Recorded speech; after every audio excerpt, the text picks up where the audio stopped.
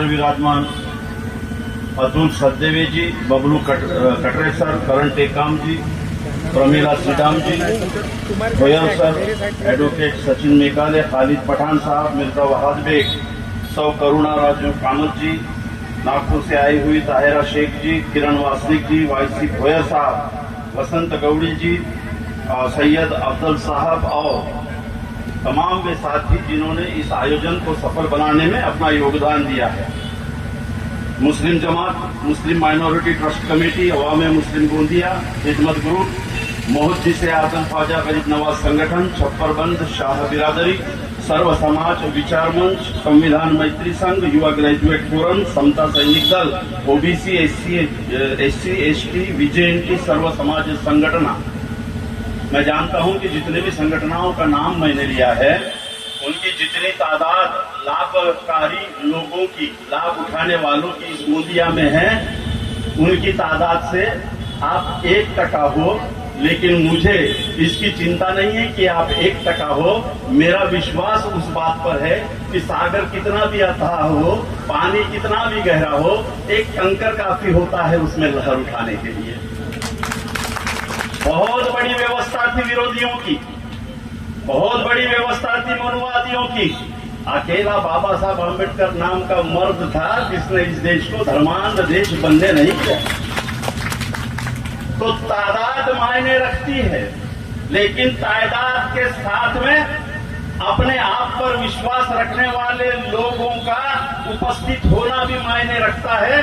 मैं जानता हूं कि हमें अपने भारत देश पर बहुत प्रेम है, अथाह प्रेम है हमारे भारत देश पर, और उससे भी अधिक गहरा प्रेम है ये भारत देश देने वाले संविधान पर, और उससे भी हम जान कुर्बान देंगे उस व्यक्ति पर जिसने संविधान दिया। उसका नाम डॉक्टर बाबा साहब आम्बेडकर है। धर्म के नाम पर केवल एक देश बना ऐसा कहते हैं जिसका नाम था पाकिस्तान, लेकिन पाकिस्तान अपने देश का संविधान 11 साल तक नहीं बना सका। एक दिन पहले पाकिस्तान बना धर्म के नाम पर, जिन्ना की अगुवाई में। जिन्ना कौन? आदिवासी नहीं, जिन्ना कौन क्रिश्चियन नहीं, जिन्ना कौन बौद्ध नहीं, जिन्ना कौन ओबीसी नहीं, जिन्ना ब्राह्मणी व्यवस्था का पुराना उच्च वर्णीय हिंदू है जिसने इस्लाम धर्म के नाम से पाकिस्तान बनाया। लेकिन 11 साल तक वो पाकिस्तान को संविधान नहीं दे सका, प्रजातंत्र नहीं दे सका। इसलिए 11 साल तक पाकिस्तान में मिलिट्री का शासन रहा, और आज ये हालात है कि वहां का प्रजातंत्र नाम मात्र है, वहां पे शासन मिलिट्री का है और जनता बेईमानी है। भारत ऐसा ही हिंदू राष्ट्र बने, ये यहाँ के मानने वालों का मंशा था जिन्होंने पाकिस्तान बनाने के लिए सपोर्ट किया था। पाकिस्तान यूं ही नहीं बना। जिन्ना के खानदान वाले अगर निकालोगे तो गोलवलकर और सावरकर के रक्त बांधव है। दोनों में प्यार था कि हम इस्लाम के नाम से पाकिस्तान मांगते हैं, बचा हुआ भारत हिंदू धर्म के नाम से हम अपने गले में डालेंगे। लेकिन वे कर नहीं सके क्योंकि इन दोनों के मुकाबले मर्द मुजाहिद डॉक्टर बाबा साहब आम्बेडकर नाम का योद्धा खड़ा था। पाकिस्तान बन गया। हमारा भारत जब बना 2 साल 11 महीने और 17 दिन में बाबा साहब ने संविधान दे दिया। लड़ाई संविधान की मनु व्यवस्था के साथ में है, इस बात को समझ लीजिए। क्या दिया बाबा साहब आम्बेडकर जी ने? ये जो प्रस्तावना रखी है, ये प्रस्तावना मनुवाद के विरोध में, व्यक्ति की स्वतंत्रता दी। कौन व्यक्ति? वो व्यक्ति जिसके गले में हंडी थी। कौन व्यक्ति? वो व्यक्ति जिसे मुसलमान है इसलिए मारते हो। कौन व्यक्ति जो क्रिश्चियन है करके उसे मारते हो। अरे कौन व्यक्ति जो आदिवासी है करके उसके चेहरे पे पेशाब करते हो।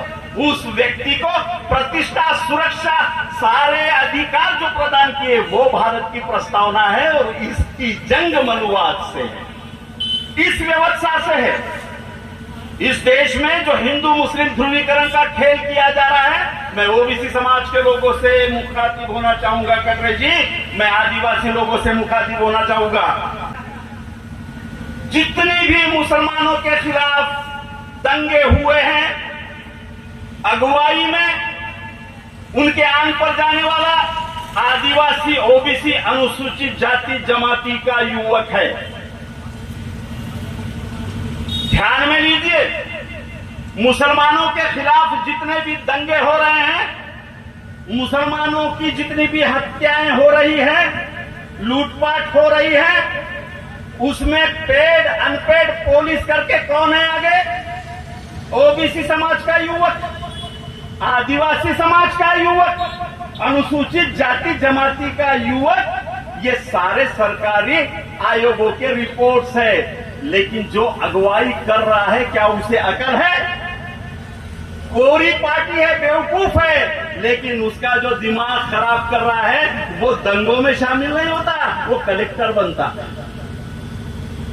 जो आदिवासी, ओबीसी, अनुसूचित जाति जमाती का युवक गोधरा में शामिल था, वो दंगों के बाद जेलों में नजर आ रहा है, और जिन्होंने उनके पीछे दिमागों में जार भरा वो मंत्री बने नजर आ रहे हैं। क्या बिगाड़ा है मुसलमानों ने तुम्हारा? यहां से हम शुरू करते हैं। इस देश में नौकरियों का संघर्ष किसके साथ है? ओबीसी के हिंदू बांधव। इस देश में नौकरियों में मुसलमान 2% है। किसने छीनी रे गोपाला तुझा नौकऱ्या कोणी हिसकावल्या? गोपाल भाई, राम भाई, सुनील भाई, तेरी नौकरी कौन से मुसलमान ने खाई? खड़े होके बता तो मुझे। चरणदास जी, श्रीपाल जी, गोविंदराव जी, खड़े होके बताओ कौन से मुसलमानों ने तुम्हारी खेतियां खाई? सुनील भाऊ, रमेश भाऊ, जगन भाऊ, छगन भाऊ, खड़े होके बताओ कौन से मुसलमानों ने योजनाओं में आपका अनुदान खाया? रमेश भाऊ, छगन भाऊ, झगन भाऊ, खड़े होकर ये बताओ कि कौन से मुसलमान ने पुलिस इंस्पेक्टर, कलेक्टर, एसपी बनकर तुम पे जुल्म ढाए? सरकारी बैंकों में घुसकर कौन से मुसलमानों ने किसानों का अनुदान खाया? अरे क्या बिगाड़ा रे मुसलमानों ने तुम्हारा? कौन सी नौकरियां खाई रे तुम्हारी? कौन से तुम्हारे मंदिरों पे कब्जा किया? कौन सी तुम्हारी स्कूल की स्कीमें छीन ली? अरे वो मुसलमान जो 95% पसीना बहाकर अपनी रोजी रोटी पान ठेले पर, रिक्शा पर, ऑटो में, बिरयानी की दुकान में, गैरेज में, यहां वहां कमाता है, वो तुम्हारा दुश्मन? या तुम्हें लूटने वाला मनुवाद का हिंदू तुम्हारा दुश्मन? ये जब तक तुम तय नहीं करते हो तब तक भारत का प्रजातंत्र धोखे में रहेगा। कौन है तुम्हारा दुश्मन? हम क्यों आए हैं यहाँ? क्योंकि यहाँ कोई राजनेता नहीं है, इसलिए हम आए नागपुर से। क्योंकि किस पार्टी से लड़ते हो? क्योंकि किस राजनेता से लड़ना है मेरे भाई? सुबह में जिसके साथ नाश्ता करके महात्मा गांधी जी के प्रवचनों को सुन रहा था, दोपहर में खाना खाते वक्त वो संघ बिल्डिंग में बैठकर फ्रूट खा रहा था। किस राजनेता से और किस पार्टी से लड़ूं कि दोपहर में जो बाबा साहब आंबेडकर की बात कह रहा था, वो शाम को मुंबई में बिरयानी खाते हुए शिवसेना के साथ में बैठा था? किससे लड़ूं? जो शाम में शिवसेना से बिरयानी खा रहा था, सुबह लोटा लेकर जब जा रहा था तो वो कांग्रेस में बैठा हुआ था, मैं किससे लड़ूं? जब कांग्रेस में उसे देखा तो मुझे यकीन हो गया कि चलो ये कांग्रेस में। जब चुनाव आया तो भगवा झंडा लेकर फिर उसको भाजपा में देखा। तो लड़ाई यहां से शुरू होती है। जब लोग संविधान बचाने के लिए इकट्ठा आते हैं, लड़ाई यहां से शुरू होती है कि बचाना तुम लोगों को है, संविधान, देश को बचाना तुम लोगों को है। क्या हो रहा है? बाबा साहब आंबेडकर जी ने जब संविधान बनाया तो किसने विरोध किया? ये बातें ओबीसी समाज को समझनी चाहिए, ये बातें आदिवासी समाज को समझनी चाहिए।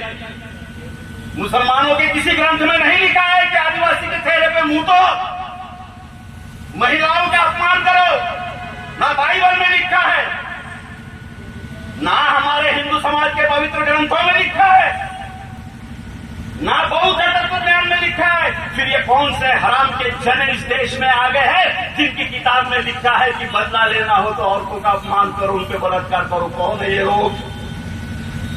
कौन है ये लोग? बिल्किस बानो पे बलात्कार करने वाले ये हराम के दले, आदिवासी महिला को भी बिस्तर घुमाने वाले ये लोग, आपके भंडारा में दलित महिला को सरेआम बेइज्जत करने वाले ये लोग, ये कौन से धर्म के लोग हैं? ये कौन लोग हैं जो एक टोली बनाकर इस भारत के संसद में घुस गए? ये कौन लोग हैं जो टोली बनाकर विधानसभा में घुस गए हैं? इसकी पहचान करवाने के लिए ये सभाओं में आना जरूरी होता है। कटरे साहब का भाषण आपने अगर गौर से सुना होगा तो इन टोलियों के चेहरे बेनकाब हो गए होंगे। कौन लोग हैं ये लोग और क्या कर रहे हैं ये लोग? ये लोग बाबा साहब आम्बेडकर के संविधान को तहस नहस कर रहे, संविधान बदलने वाले नहीं है। लेकिन जहां से संविधान अमल में आता है, उन कुर्सियों को, उन संसद को, उन विधानसभाओं को कब्जे में लेकर प्रति संविधान की व्यवस्था पैदा कर देंगे। सरेआम लोगों को मारने वाले कहेंगे कि धर्म के नाम से मार डालो, पुलिस को भी हम देख लेते हैं, न्यायालय को भी संभाल लेते हैं। ये है संविधान के खिलाफ प्रति संवैधानिक व्यवस्था को खड़े कर देना। चला दो बुलडोजर, बाद में न्यायालय को हम देख लेंगे, गिरा दो सबके घर। ये है बाबा साहब संविधान को न बदलते हुए प्रति संवैधानिक व्यवस्था खड़ी कर देना।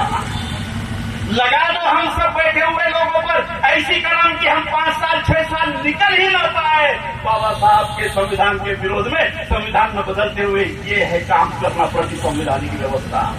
बाबा साहब आम्बेडकर जी के संविधान का विरोध कभी मुसलमान ने नहीं किया, किसी सिख ने नहीं किया, किसी ईसाई ने नहीं किया, किसी पारसी ने नहीं किया, किसी ओबीसी समाज के नेता ने या जनता ने नहीं किया। बाबा साहब आम्बेडकर जी के संविधान का विरोध सिर्फ और सिर्फ आरएसएस नाम की संगठन ने किया। ऐतिहासिक दस्तावेज है। वी आर आवर नेशन में गुरु गोलवलकर कहते हैं कि हमें ये संविधान मंजूर नहीं है। भारत के प्रजातंत्र का, भारत के संविधान का युद्ध यहां से शुरू होता है कि आरएसएस को ये संविधान पसंद नहीं है। क्यों पसंद नहीं है? इसका भी एक्सप्लेनेशन वो देते हैं। We are our nation bunch of thought में गोलवलकर कहते हैं हमें ये संविधान मंजूर नहीं है क्योंकि इस संविधान में हम जैसे चाहते हैं वैसी संस्कृति का दर्शन नहीं है। कोणत्या संस्कृतीचं दर्शन नाही आहे आणि कोणत्या संस्कृतीचं दर्शन आहे विचार करणारा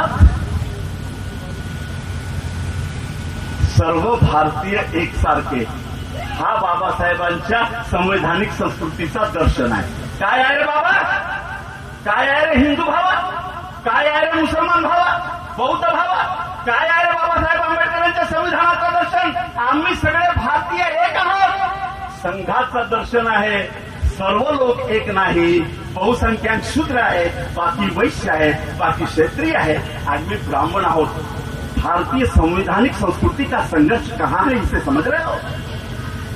भारत का संविधान सभी लोगों को भारतीय मानता है, संघ का संविधान सबको भारतीय नहीं मानता, हिंदू मानता है और हिंदू को भी 4 वर्ण में बटा हुआ मानता है। ये उनका संविधान है, इसका संघर्ष भारत के संविधान से है।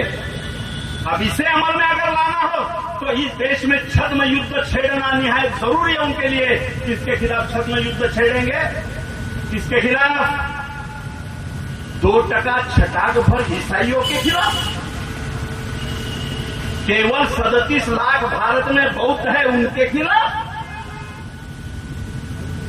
अच्छे से समझ लीजिए, इस देश में हिंदू समाज के ह्यूमन रिसोर्समेंट का डाटा है। ह्यूमन रिसोर्समेंट का 2021 का डाटा सुन ले मेरा हिंदू भाई। अरे हिंदुओं के 35 करोड़ हिंदुओं को रोजी रोटी के साधन जुटाना भी मुश्किल है, ये गवर्नमेंट ऑफ इंडिया का डाटा है। अरे किससे है नहीं तुम्हारी लड़ाई?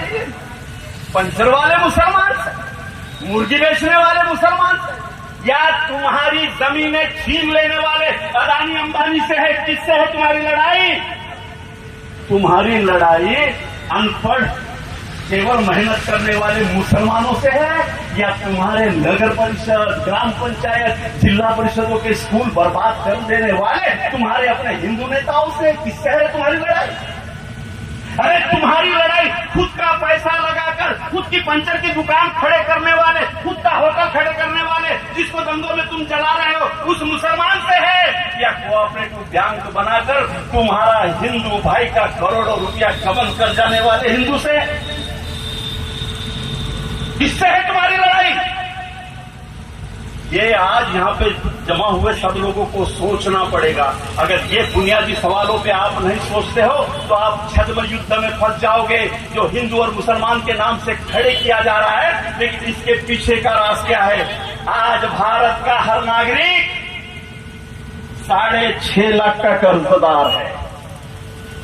तुम पैदा हुए, तुम्हारा बच्चा पैदा हुआ, अभी उसके सर पर 6.5 लाख का कर्ज है, क्योंकि 2014 से पहले भारत सरकार ने जितना कर्जा उठाया था, 2014 के बाद 2023 तक जितना कर्जा देश में और विदेश में उठाया है, वो अगर नागरिकों पर बांटा जाए तो माझी माए, माझी ताई, मेरे दादा, तुम्हारे सर पर एक नागरिक करके 6.5 लाख का कर्जा है।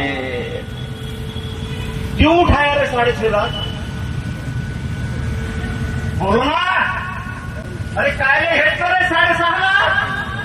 नसेल तर राहू द्या, काही नाही होत. अरे गव्हर्नमेंट ऑफ इंडिया म्हणते प्रत्येक भारतीय नागरिकावर 6.5 लाख कर्ज आहे.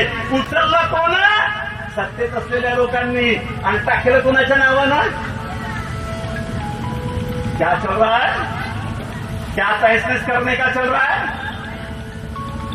प्रति सरकार, प्रति मिलिट्री, प्रति प्रशासन व्यवस्था खड़ी कर दी इस देश में। इस देश में सुनवाई के लिए जगह नहीं रखी आपने।